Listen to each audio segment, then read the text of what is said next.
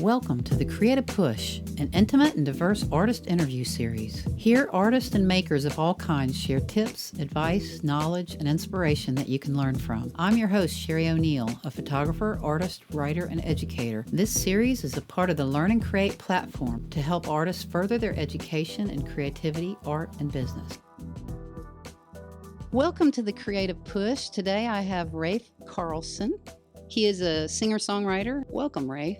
Thanks so much for having me. Tell me about yourself and why you chose music as a creative path. Yeah, I grew up in a really huge family, lots of cousins, and I don't have any brothers or sisters, so my cousins and I were all really close, and they're all very musical. I was heavily inspired by my cousin Steven and my cousin Dave and my cousin Nick. My mom was in bands; she sang her whole life. And so we have a very musical family, so it's kind of just the path that everyone went down. But I don't think anyone really tried to take it to the absolute, see how far they could take it. I sold RVs and motorhomes for 3 years in Duluth, and that was fun. I loved that job, but one day I was like, I just can't let music be something that I always look back and wonder what I could have done with it. And I was working so much, I didn't have time to balance both things. So I went out on the street one day. I'd never played a live show before. Put out a tip jar and played for about a half hour, and I made like $50. And I was like, well, if I can make a living doing this, enough to cover my rent and food and, and stuff, I can quit my job. So I gave my 2-week notice and played my first actual show 2 weeks later.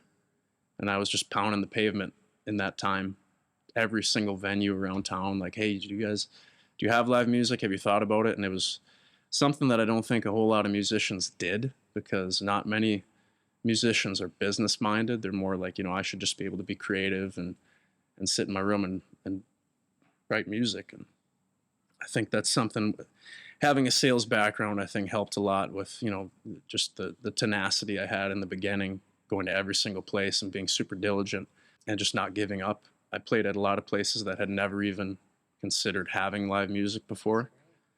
And that was right post-COVID when everything was opening up again.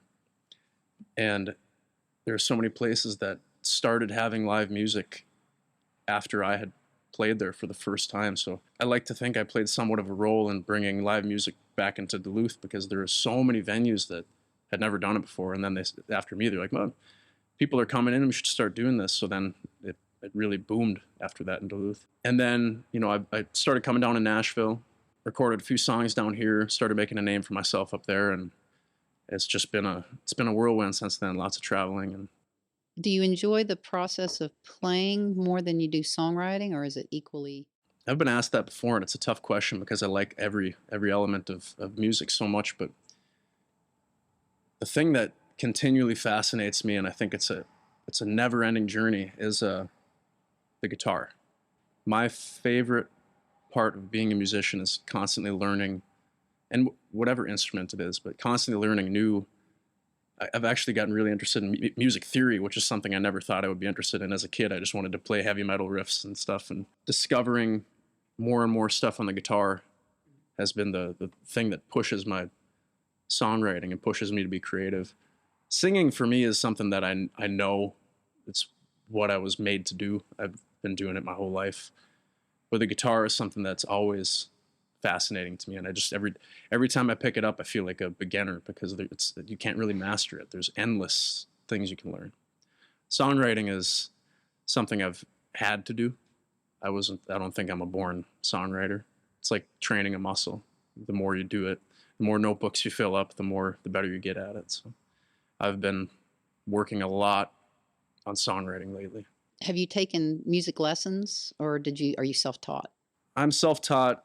I've taken a few vocal lessons just so I don't destroy my voice playing 4 nights a week. Yeah, I'm completely self-taught. I mean, as far as the guitar goes, and YouTube videos early on, and playing with family and friends, like I said. But did you go to college? I graduated high school with quite a few college credits, so I ended up getting a 2-year liberal arts degree in like a few months because I had so many high school college credits. But no, I got right into sales, and then I dropped it all to do music.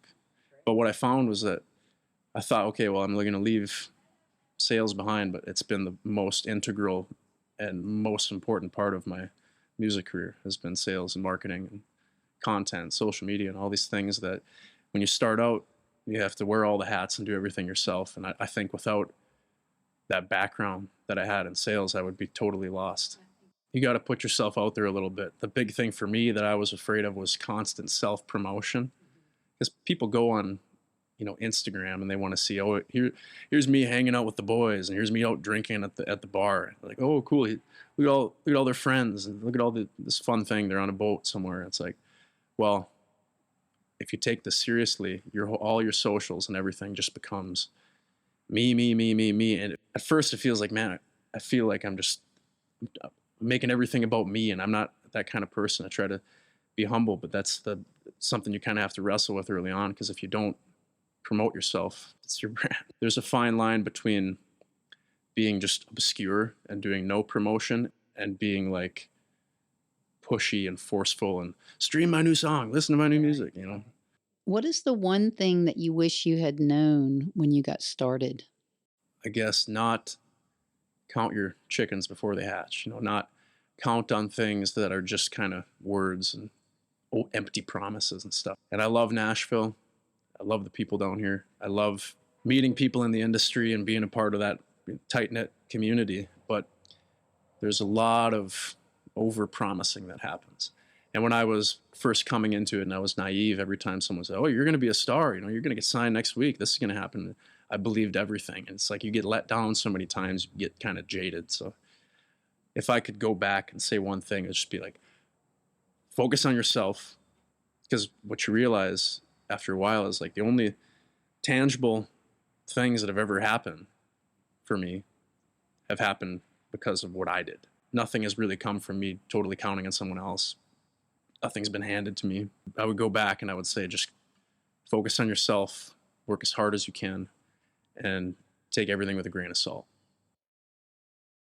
Hey guys, thanks for listening. I hope you're enjoying the Creative Push. These artist interviews are a labor of love, but it sure would help if you'd consider supporting this podcast with a small monthly donation to help sustain the work and time it takes for me to produce future episodes. You can click the support button, or you can click the link below in the show notes. Any support is greatly appreciated, and you can cancel at any time. Either way, I'm glad to have you here. Please subscribe and share. Now let's get back to the show.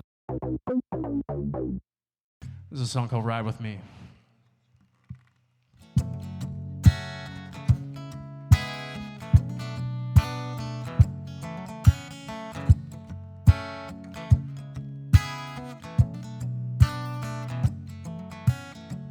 Picked up the pieces of your broken dreams.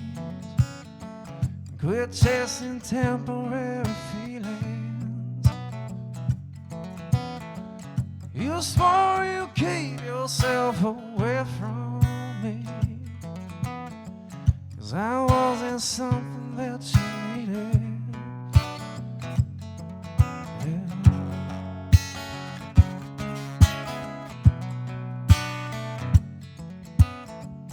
I found that picture in the dresser drawer, that summer jumping in the water. I was thinking, damn, it sure was good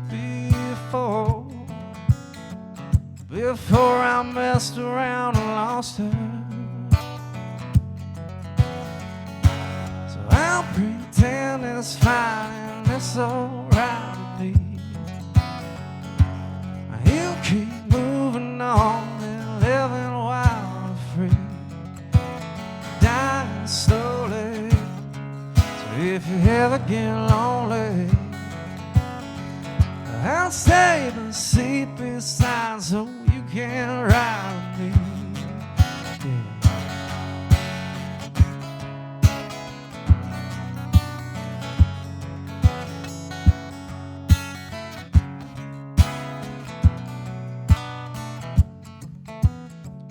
Yeah. It's never easy in between. Can't tell what's coming in my sleeping. So girl, sell your problems and come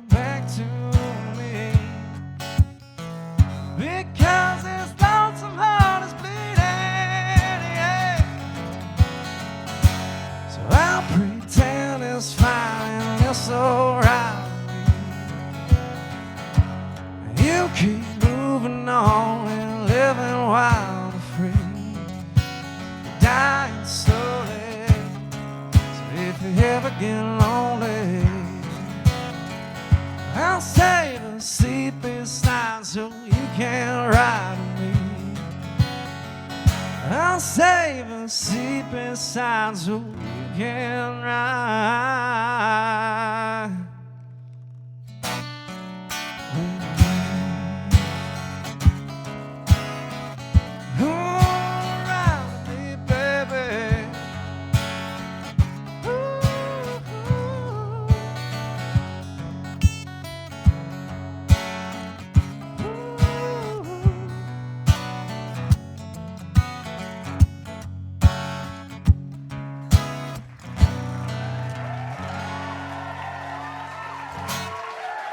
Thank you.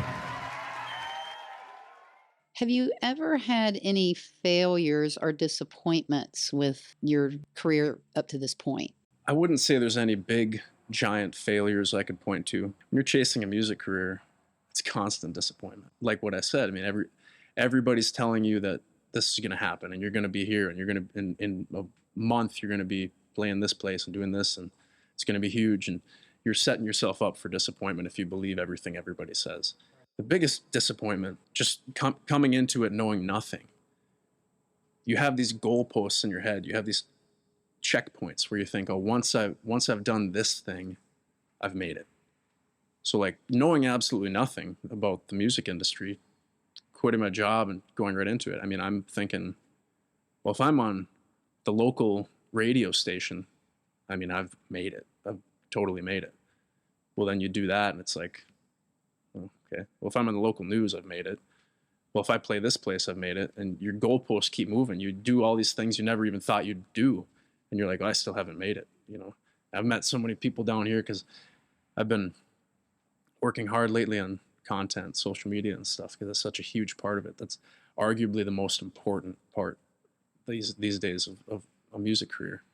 And I've talked to so many people down here that are seeing what I'm doing and seeing the things I've done and the people I'm around, and they're like, oh, you know, let me follow you on Facebook or Instagram or this. And they're always surprised. They're like, how do you not have more of a fan base, more of a following? That's been the weirdest thing for me. It's like, sometimes I feel like where I'm at in the real world doesn't match where I'm at online.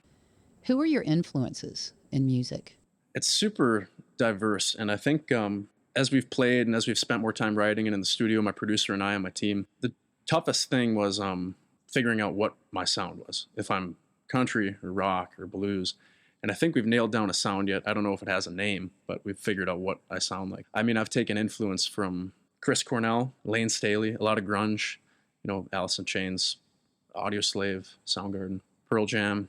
But then on the other end of the spectrum, I mean, I'm hugely influenced by Chris Stapleton, you know, in the country world, Eric Church, people that are bucking the trend a little bit in country. They're kind of outliers. I mean, you look at people like Chris Stapleton, Eric Church, and a lot of the red dirt country people, and they're not really making, I mean, they're making songs that are hits, but they're doing it in a way that's still, they're not really selling out. They're doing it and retaining their originality. There's a lot of country influence, but I say I'm inspired from everything to like Dan Fogelberg and a lot of the 70s singer-songwriter stuff. I mean, I've listened to heavy metal for years and years, so there's probably some influence there as well. Do you feel like you have a technique? Yeah, 100%. And what would you say that is? Well, I didn't early on. I was really lost because I was writing so many different things. When I started out, I was writing country songs and I was writing a lot of like singer-songwriter stuff and rock and everything. And I was like, it's tough to find a common theme. The more I wrote and the more I brought stuff into the studio and watched how the band interpreted it, and the more I just listened to my old recordings and tried to find the glue that held everything together. It's really, I guess, what you would call groovy is the common theme. Everything I write is like,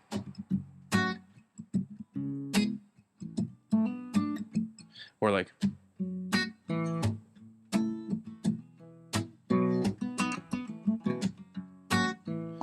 kind of bluesy, kind of groovy, something that makes you kind of feel it. You know, there's some soul to it. I wouldn't call it country. It's more on the rock side. There's a country influence to it, but it's just that kind of nasty, kind of groovy, funky feel that's in all my music. So that is how I write. I'll come up with something that's like,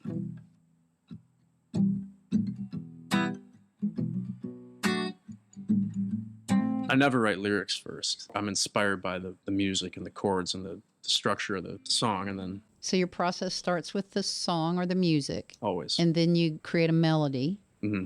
and then you start plugging in the words. Yeah, and writing the music, figuring out a melody, and the structure of the song has always come easy for me. Lyrics has been where I usually fall short. I'm always trying to find the balance, I guess, between writing something that people can understand and writing something that means something. A lot of my songs kind of have the devil and the angel on your shoulder, different things, and all the processing thoughts that are going through your head.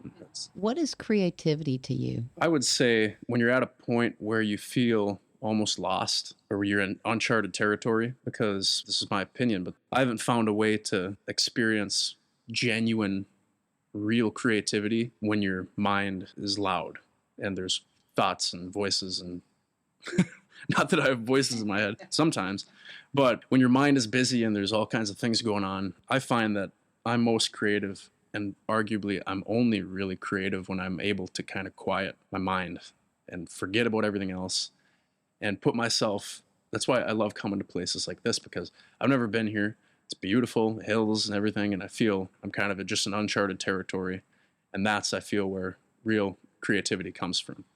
If I'm sitting in my apartment on a couch I've sat on a million times and everything's stale and old and redundant, you're going to get the same old thought patterns.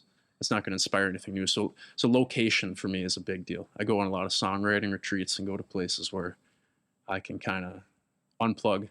I have trouble creating something new in places where I've spent a lot of time. So whenever I'm in a new place, there's new stimuli and there's new visual and new sounds and new people and stuff. And you can take that, and as you're experiencing these new things, you can kind of word it or articulate it in a musical way. I don't know, that's just how it works for me, I think. What inspires or motivates you to create? Knowing that I have a lot of music up here that I need to get out. It's like I said earlier, it's like training a muscle. You have so much in here, but sometimes the path is blocked. And the more you do it, the more you kind of clear that path and make it easier for everything that's in here to be accepted and digested properly, I guess, by the people. So to say it and to put it out in a way that makes sense. And then you learn about yourself and you learn about how you write and how you get inspired. And so I guess the biggest thing that pushes my songwriting, my creativity, is knowing that it's in here and knowing that I need to get it out. What do you see in your future? My team and I are working on something that should hopefully pan out over the next couple months and should be really big. It's going to be kind of a point A to B thing, and it's going to take care of a lot of that, the publicity and the social media and the building a name. It's not necessarily going to be the end-all be-all of my music career, but I think it'll put me in a much stronger negotiating position with record labels. I don't know if Nashville's where I'm going to land, within the next year. I mean, I'm definitely going to have to relocate with what we got going on. If you could offer advice to anybody starting out on this musical journey, what would you say to them? Like I said before, I would say put aside your desire to fit in and aversion to self-promotion, and really learn everything you can about marketing and sales and people and communication and psychology and all these different things that they seem like trivial things. They seem like they don't have anything to do with music. It's like, oh, I should be learning guitar. I should get a vocal coach. It's like, yeah, that's all important. But if you have time, learn about people. I love Garth Brooks. Amazing performer. He gets people. He gets performing. He understands the crowd. And so the advice I would give to anybody starting out is take a year and just totally become interested in people, how people interact with each other, why people do what they do, and you'll quickly understand how to make something that people will respond to. Well, I really appreciate you doing this interview with us. Of course. Thanks for having me. Thank you so much for listening. As always, my intention is to offer inspiration that excites you to want to get out there and create something amazing. Be sure to check out some of the other episodes. There's more information below in the show notes, including links to other great stories, tips, and resources. Drop me a message or comment at any time, and I hope that you'll sign up to be a part of this creative tribe.